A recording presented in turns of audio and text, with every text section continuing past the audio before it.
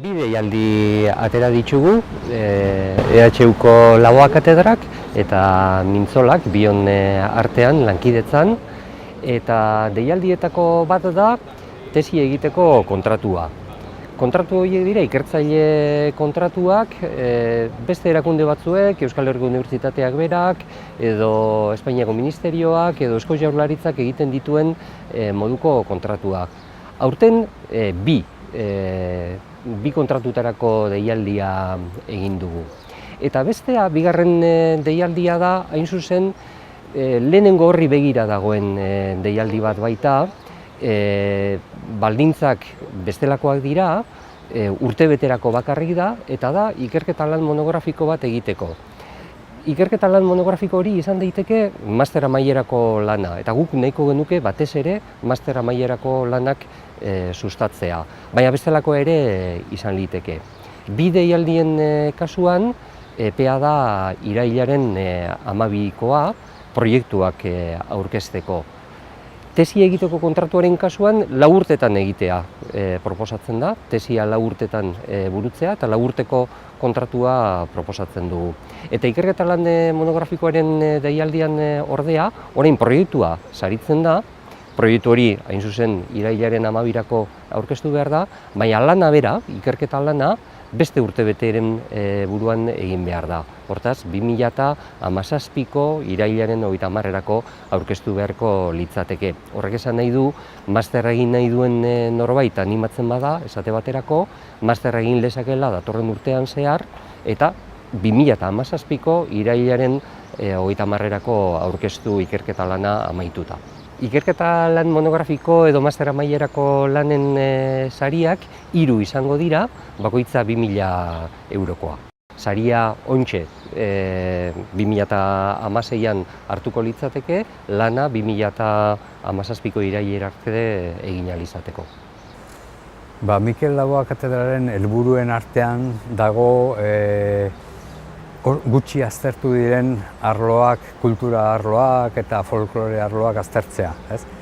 Orduan, guk hasieratik garbi ikusi genuen, arlo bertsolaritzaren arloan eta ahozkotasunaren arloan mintzolarekin lan egin behar genuela, ibilbide luze bat egina daukatelako, eta gure ekarpena zera unibertsitatearen ikuspegitik eta ikerkuntza lanak homologatze aldetik eta gure ekarpena interesgarria izan zitekeela mintzolarentzat, eta hala gertatu da izan dugun esperientzia guztian.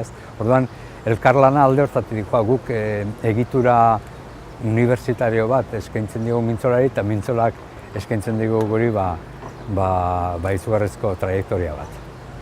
Bi aldetatik du garrantzia guretzat bai ikerketa kontratutako deialdi honek eta bai saritako deialdi honek.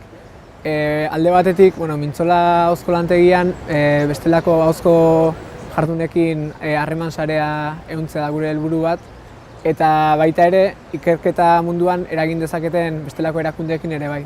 Eta kasu honetan Euskal Herriko Unibertsitatea daukagu bidelagun, bide deialdi hauetan, eta guretzat bereziki garrantzitsua da behaiekin daukagun harremana, lehenengo aldiz lortu genulako ikerketa kontratu deialdi hauen bidez, bertsolaritzaren ikerketan eragiteko eta laguntzeko aukera bat izatea. Eta zergatik garrantzitsua ikerketa lan hauetan aurkeztea eta lan hauek atera ahal izatea, bertsolaritzara hurbiltzeko modu bat izan daiteke jardutea, beste bat izan daiteke zale izatea, eta beste modu bat izan daiteke ikertzea, ikerketaren bidez eragitea.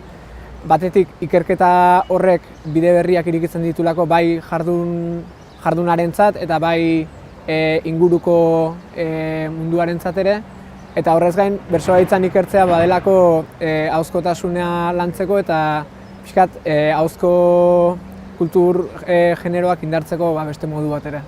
2013an hasi ginen ikerketa kontratua eskaintzen, eta urtero ikerketa kontratu bat eskaini dugu, bai Laboa katedrak, euskara errektoreordetzak, ikerkuntza errektoreordetzak eta Mintzola ahozko lantegiak. Berritasuna da aurten 2 ikerketa kontratu eskainiko ditugula, eta ikerketa proiektu sari dagokionez hasi ginen 2014ean. 3 ikerketa proiektu saritzen ditugu geroztik, eta pixkat ideia izan du zen, hortik abiatzea, gero jendeak jauzia eman dezan ikerketa kontratura alegia, tesi doktorala egitera jauzia egin dezan, ez? Bueno, orain arteko proiektuak esan bezala bat izan du da euskararen berreskuratzeari buruzkoa, nola eragiten dion bertsolaritzaren transmisioak, hola, bi hitzetan esan da. Eta besteak horretarikoak izan dira, ez? Izan du dira bai genero ikuspegitik egindako ikerketak, beti ere bertsolaritzarekin lotuta. Izan dira bertsolaritzaren prosodiari buruzko ikerketak, kantu eta bertsolaritzaren transmisio naturalari buruzko ikerketa izan du da, bertsolaritzaren sormena eta aurren sormena ikertu duten ikerketak, proiektua behintzat, eta gero burua etortzen zaidan beste izan du da, bertsolaritza eta irudia uztartuz, eta bietan eman daiteken bat-batekotasuna ikertuko duen proiektua, ez. Horiek dira, gehiago izan dira, baina horiek dira etortzen zaizkidanak burura.